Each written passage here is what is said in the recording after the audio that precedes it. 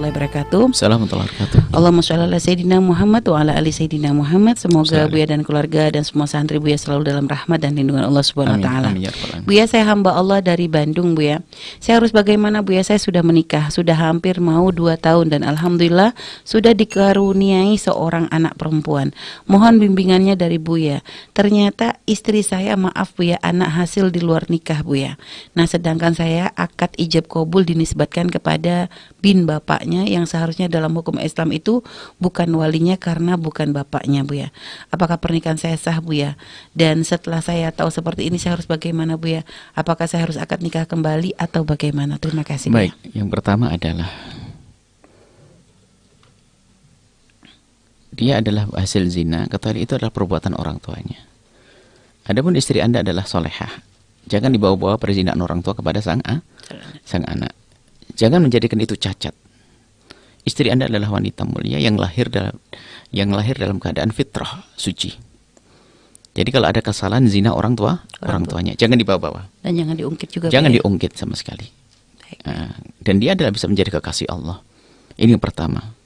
Anda terima beliau adalah dengan senang hati, dengan cinta dan kasih sayang. Dan jangan diungkit. Itu bukan kesalahan dia. Dan juga mungkin kepada mertua juga jangan sampai berubah. Mertua Buya. jangan berubah juga. Mertua mungkin saja sudah bertobat dan Allah sudah ampuni. Buya. Baik, adapun masalah pernikahannya, yang jelas anak Anda nyambung kepada Anda.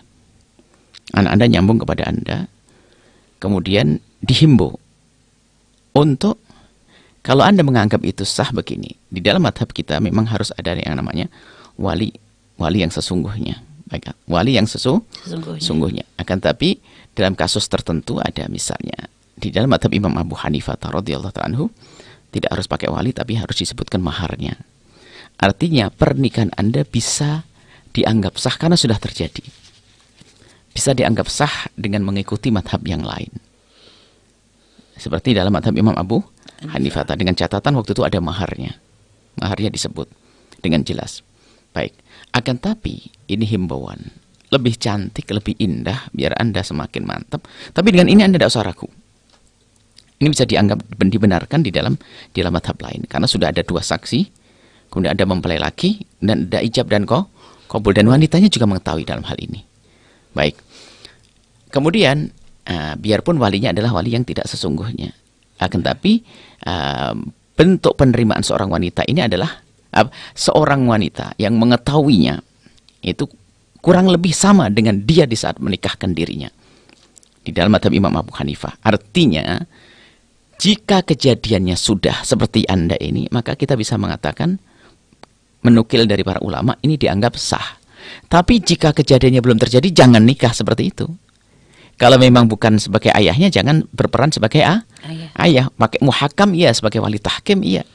Tahkim, kedua mempelai menyerahkan kepada bapaknya yang bukan bapak sungguhnya. Lalu setelah itu berperan sebagai ayah, tapi ada ikrar tahkim tadi, itu sah.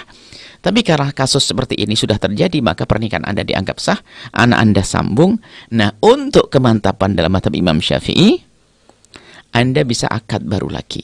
Apalagi sudah ada saling tahu dengan istri. Adapun akad barunya Anda bisa datang, misalnya Anda ke Cirebon, Anda tahkim dengan seorang alim di Cirebon atau ustaz Cirebon nanti yang mengerti masalah ini, langsung saja diambil kontrak. Nggak ada yang tahu. Nggak akan jadi tanda tanya kenapa ngulang lagi. Kalau orang alim bakal ngerti yang demikian itu. Anda datang, nanti seorang alim itu mendatangkan 2 santri untuk jadi saksi, lalu Anda dinikahkan, selesai. Walinya adalah wakil tahkim. Anda menyerahkan diri Anda dengan istri kepada seorang alim, maka alim tersebut yang menikahkan, wahai fulan, aku nikahkan kau dengan ini. Selesai. Ya. Seperti itu. Jadi kalau Anda seperti itu akan tetap dianggap sah. Nah, kemudian akan, tapi karena kejadian ini sudah terjadi, tapi jangan macam-macam, siapapun jangan melakukan hal seperti ini dengan wali yang salah. Ya. Tapi kalau sudah terjadi, kata oleh Said Alwi, orang awam, apa yang dilakukan oleh orang awam, ya, jika ada kesalahan, maka jika bisa ditaklidkan dengan madhab lain, biarpun setelah kejadiannya, maka dianggap sah karena kemurahan untuk orang awam. Akan tapi jika belum terjadi, jangan dilakukan. Kemudian akan tapi lebih baik, lebih indah kalau ikhtiyat Anda berhati-hati, Anda datang kepada orang alim, minta dinikahkan kembali, gitu saja. Tanpa harus Anda bercerita tentang harus keluar dari Bandung, Bu ya? Karena tidak harus keluar dari Bandung. Karena memang tidak ada walinya. Tidak harus keluar dari Bandung. Yang harus keluar dari tempatnya itu adalah kalau ada wali yang sesungguhnya. Sesungguhnya. Baik Bu ya. Dan tadi Bu ya dari pertanyaannya Bu ya, di situ nggak menceritakan bahwa walinya yang bapaknya itu yang menikahkan Bu ya, hanya binnya itu dinisbatkan kepada kalau bapaknya. masalah bin salah, sah-sah saja. Kalau binnya misalnya bin untuk menutupi ya. Iya Bu ya. Misalnya ada seorang laki-laki tahu bahasanya perempuan itu adalah bukan anaknya. Cuman dia sudah mendidik sudah lahir, mendidik mulai lahir. Kemudian takut anak ini kecewa dan sebagainya.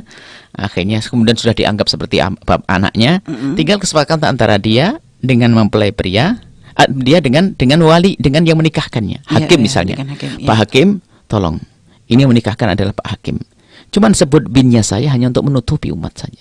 Sehingga seorang hakim mengatakan, ya fulan, ya Ahmad, angkah tuka aku nikahkan kau dengan Azizah binti Abdurrahman. Padahal Abdurrahman bukan bapaknya. Yang penting Azizahnya benar. Itu sah-sah saja. Sah, ya. Oh sah. Ya. Yang penting hakikatnya itu yang menikahkan siapa. Baik ya, subhanallah ya.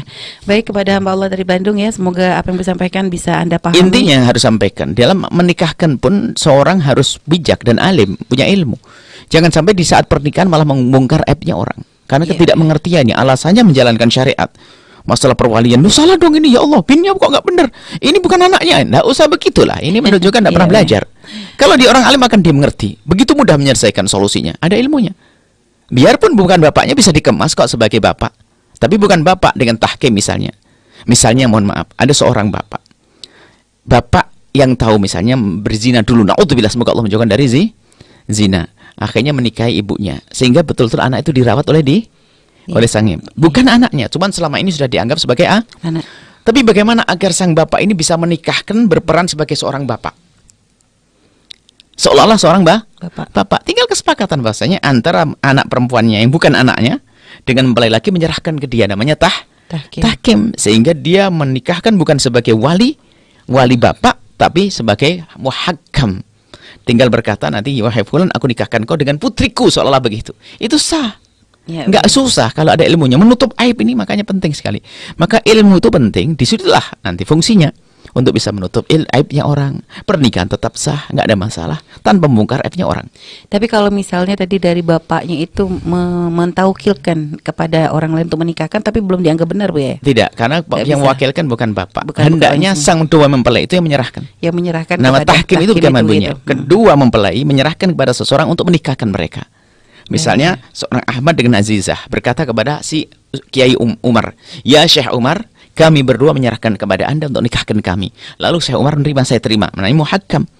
Bisa nggak Bu ya, misal Bu ya, ini satu contoh, seorang bapak tuh pengen bener-bener supaya menantunya nih nggak tahu nih kalau misalnya anak perempuannya bukan dari pernikahan gitu Bu ya, sehingga kalau nanti dia mengatakan kepada anak mempelai laki dan mulai perempuan untuk menyerahkan kan akan ketahuan gitu Bu ya. Bisa dikemas. Nah itu gimana cara mengemas yang indah Bu ya? Dikemas bahasanya nanti diajak duduk bersama orang lainnya, serahkan aja mempelai dengan ditalkin dua-duanya. Oh gitu. Ditalkin gampang, itu mudah ditalkin. Kamu berdua, wahai calon mempelai berdua, kamu serahkan kepada ini, kami berdua ini. Jadi mudah. Bagi orang alim ngerti itu, nggak usah. Mestinya hal ini nggak bisa.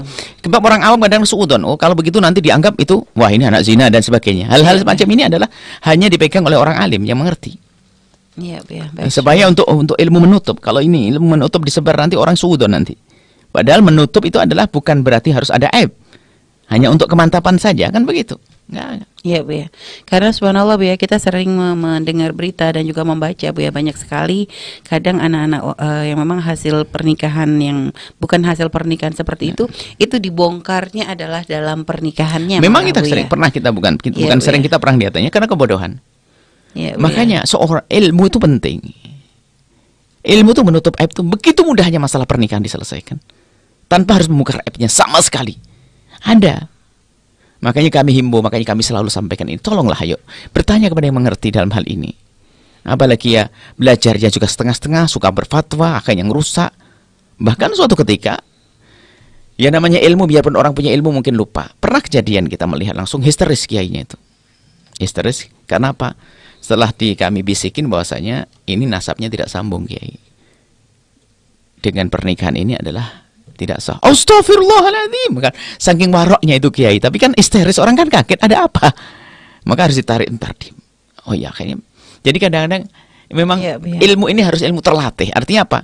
Bahkan dalam keadaan mendesak pun mungkin orang bisa menutupi aib. Dengan cara ilmunya tentunya.